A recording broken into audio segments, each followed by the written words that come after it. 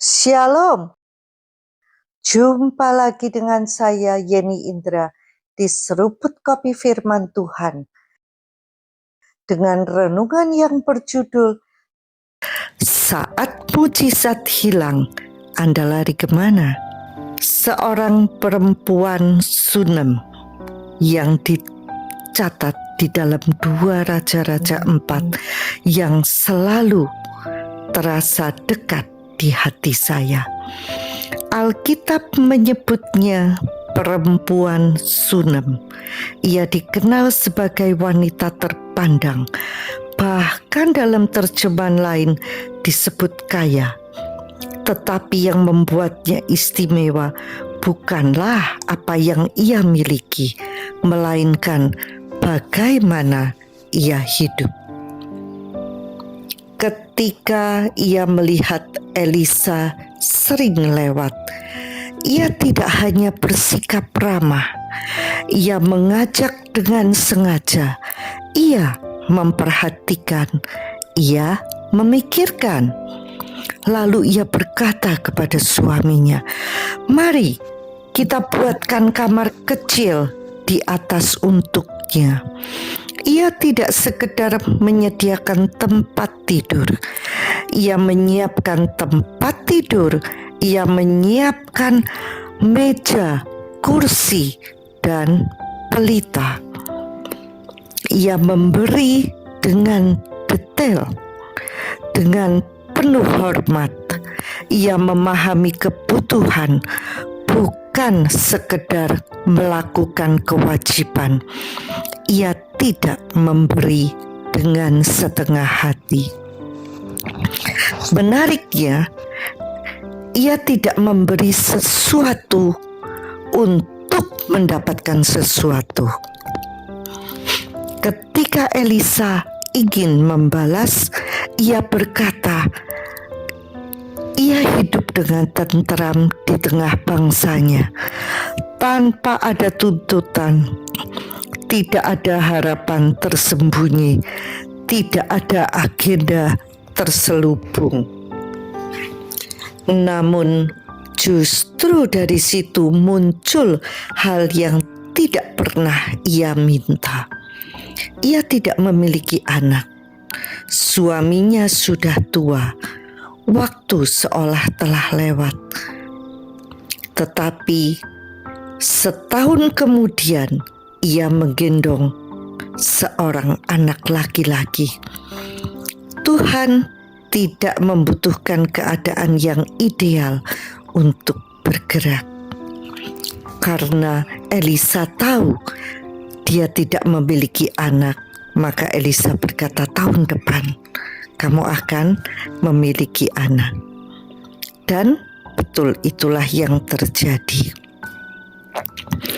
Lalu suatu hari anak itu mengeluh sakit kepala. Ia dibawa kepada ibunya dan duduk di pangkuannya sampai tengah hari. Di situ anak itu meninggal. Bayangkan perasaan seorang ibu yang menerima mujizat yang tidak pernah ia minta, lalu kehilangannya. Namun responnya tidak seperti yang kita bayangkan. Ia tidak berteriak, ia tidak panik, ia tidak menyebarkan berita. Ia membawa anak itu ke kamar Elisa. Ia meletakkannya di tempat yang tepat, bukan di kamarnya sendiri. Ia tidak membawa masalahnya ke sembarang tempat. Ketika suaminya bertanya mengapa ia pergi hari itu, ia hanya berkata bahwa semuanya baik. It is well. Bukan karena semuanya baik, tapi karena ia tahu kepada siapa ia akan membawa masalahnya. Ia berangkat dengan segera. Ia tidak menunggu. Ia tidak hanya berdoa lalu diam. Iman membuatnya bergerak. Bahkan ketika ditanya lagi, apakah semuanya baik? Jawabannya tetap sama. It is well. Ia tidak membuka lukanya kepada semua orang. Ia menjaga kata-katanya. Ia menjaga emosinya. Ia hanya runtuh di tempat yang benar, di kaki Elisa. Sikapnya di tengah kekacauan menciptakan ruang bagi Tuhan untuk bekerja. Ia tidak menyalahkan, ia tidak kehilangan kehormatan, ia tidak kehilangan bahasa iman, ia tidak membiarkan krisis menentukan atmosfer di sekitarnya. Dan kita tahu akhir ceritanya, anak itu dipulihkan. Kadang mujizat tidak ditentukan oleh besarnya masalah, tapi oleh bagaimana kita merespon di tengah masalah.